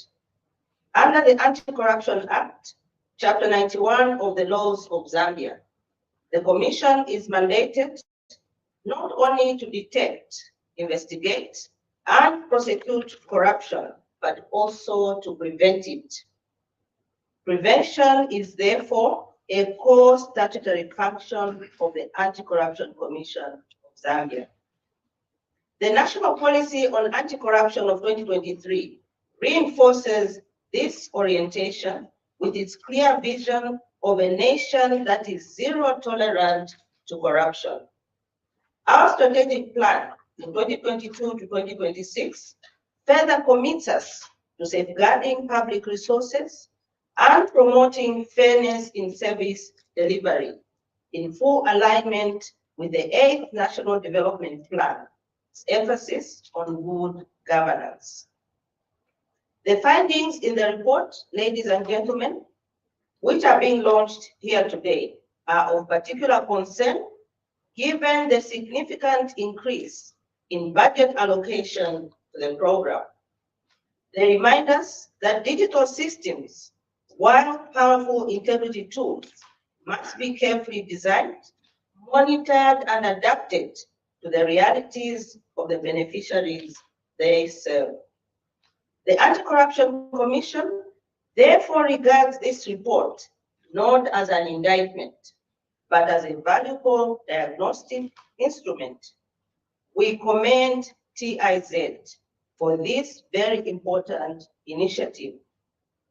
The Commission will carefully review the findings and recommendations in order to identify practical measures to foster great transparency, accountability, and responsiveness within the social cash transfer program.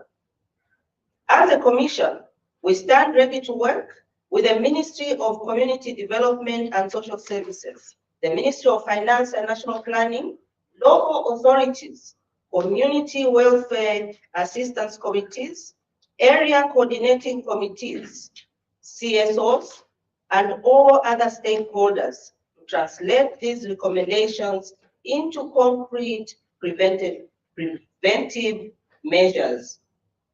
This includes supporting the strengthening of integrity systems, enhancing risk-based monitoring, promoting the effective functioning of integrity committees where appropriate, and intensifying public education so that beneficiaries and community members know their rights and the legitimate channels available for reporting irregularities.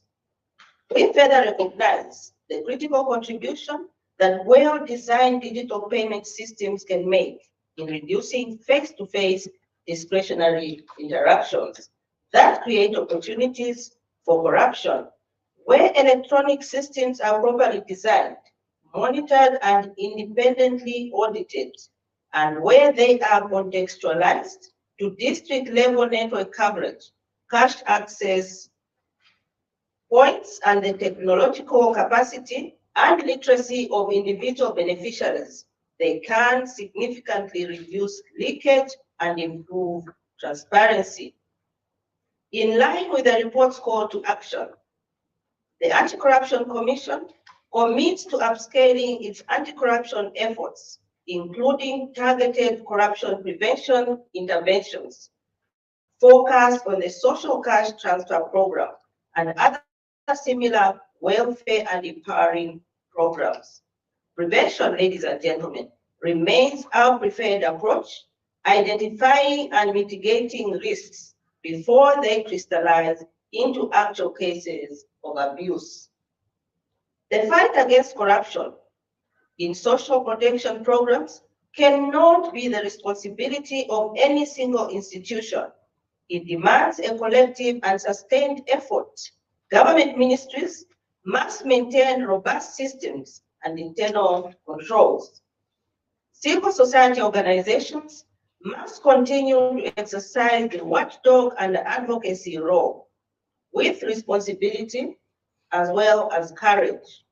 Beneficiaries and community structures must be empowered to demand accountability, and oversight institutions, including the Anti-Corruption Commission, must remain vigilant and responsive. I wish to assure all the stakeholders present here today that the Anti-Corruption Commission remains fully committed to its core mandate of combating and preventing corruption in all its forms in the implementation of government programs such as the social cash transfer. We will continue to engage proactively with the Ministry of Community Development and Social Services and other partners to identify and mitigate corruption risks before they crystallize into actual cases of abuse. In conclusion, allow me once again to thank all institutions who supported the work we are seeing today. Your partnership strengthens our collective capacity to protect public resources and to ensure that programs designed for the poor actually reach the poor. May the findings and recommendations of this report not gather dust on our shelves, but be translated with urgency and diligence into tangible improvements in the delivery of the social cash transfer program. I thank you all.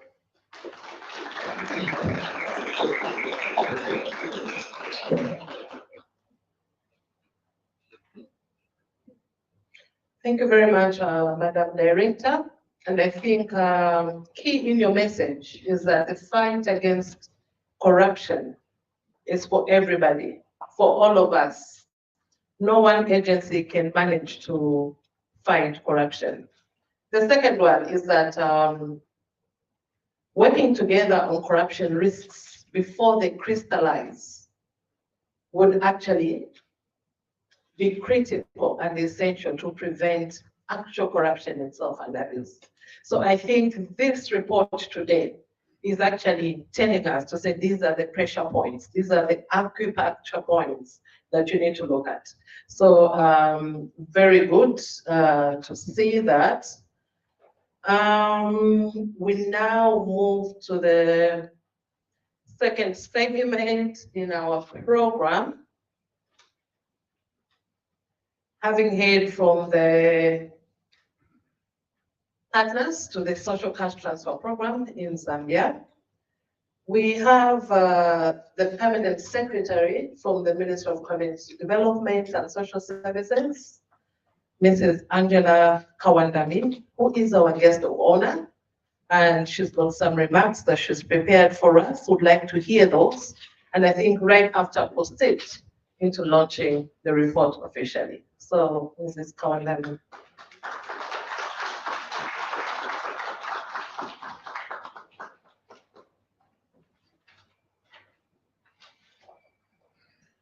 Good morning, everyone. I'm also going to write on the protocols that have already been established.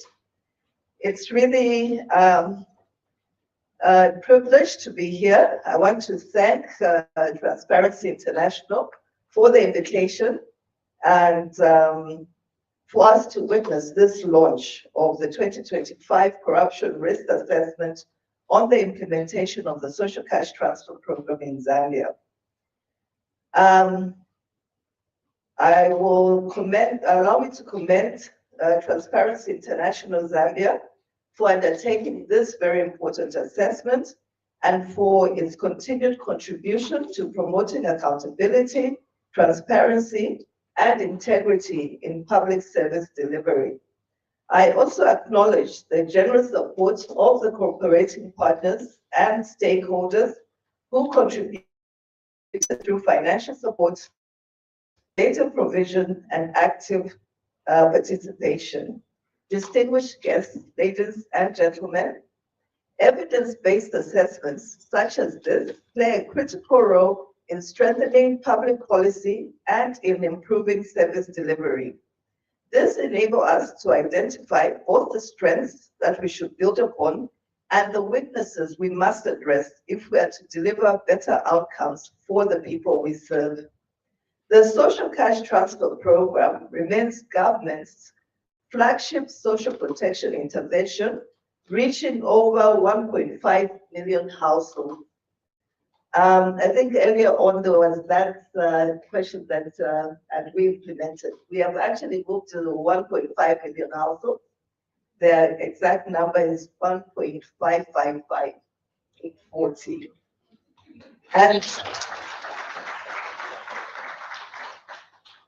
And unfortunately for us in Zambia, even at that number, we are only reaching 60% of poor people. It provides predictable income support to the poorest and most vulnerable households. These include households with older persons, with persons with severe disabilities, child-headed households, and households caring for chronically ill members, and female-headed households with high dependency ratios. For many, it is more than financial assistance. It is a lifeline. Over the years, the program has expanded significantly in coverage and investment, reflecting government's commitment to poverty reduction and social inclusion. I saw from your graph that you were showing an increase for this year, 2026, but it's actually an increase. We're sitting at over 9 billion for the social cash program. We were one of the organized institutions that were actually also supplemented for the dissolution of parliament. So government is really committed to poverty reduction and social inclusion. And as government and the ministry, we are fully committed to ensuring that every kwacha allocated reaches its intended beneficiaries efficiently, transparently, and with integrity. Distinguished guests, ladies and gentlemen, I am encouraged that this assessment represents the impact of the program while also highlighting governance risks that must be addressed. Findings such as the continued payments for 8% of the beneficiaries, delays in updating records, digital payment challenges, and capacity constraints in community structures remind us that as the program expands, supporting systems must also evolve. The ministry welcomes these findings not as criticism, but as constructive input to strengthen program implementation. Corruption risks often emerge where systems are weak or oversight is inadequate. Our collective response must therefore focus on strengthening systems rather than reacting to isolated incidents. Significant reforms have already been undertaken, including the digitization of targeting and identification, stronger beneficiary verification, enhanced collaboration with local authorities, improved monitoring, and expanded use of digital payments. Today, 92% of the over 1.5 million beneficiaries are receiving their entitlements electronically, reducing risks associated with cash handling while improving efficiency and convenience. We acknowledge, however, that digital systems present challenges for some older persons, for some persons with disabilities, and for those with limited digital literacy, and we are also working to ensure that no one is left behind. Distinguished guests, ladies and gentlemen, the ministry will continue working closely with payment service providers, with the district authorities, cooperating partners, and oversight institutions such as the Anti-Corruption Commission and the Auditor General's Office to improve reliability, to strengthen safeguards, and to ensure timely updating of records. We are committed to improving the grievance redress systems, enhancing communication with beneficiaries, and reducing delay in payment processing. We also recognize the indispensable role of community welfare assistance committees and area coordinating committees whose voluntary service remains one of the program's greatest strengths. Strengthening the operational capacity and facilitation is essential. Transparency, accountability, and citizen participation remain fundamental to ensuring that social protection programs achieve their objectives. Every vulnerable household deserves support without delay, exploitation, or fear of diversion. The social cash transfer program is more than a government intervention. It is a promise to Zambia's most vulnerable citizens that they will not be left behind. Distinguished guests, ladies and gentlemen, allow me once again to congratulate Transparency International Zambia for producing this timely report. I encourage all institutions represented here today to engage constructively with its findings and translate them into practical actions that will strengthen program delivery and safeguard public resources. It is now my singular honor and privilege to officially launch the 2025 Corruption Risk Assessment on the implementation of the Social Cash Transfer Program in Zambia and commend its findings and recommendations to all stakeholders for careful consideration and action. I thank you for your kind attention. May God bless you all. May God bless the Republic of Zambia.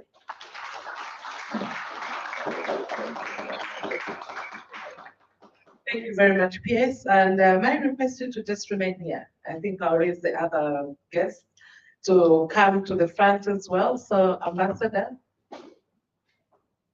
Jonathan, Director General, please come to the front. And thank you so much for the achievement that you have made. We have reached over 1.5 million beneficiaries. That's really good to hear. And also, PS, your assurance that you don't take the findings as a finger-pointing issue, but rather something to strengthen what needs to be strengthened. I think that really is good to hear from government. You also talk about the constructive conversation that should come from this report. And I think that's what TIZ and partners were looking towards when they were working on this report. So, Maurice, may I pass this to you?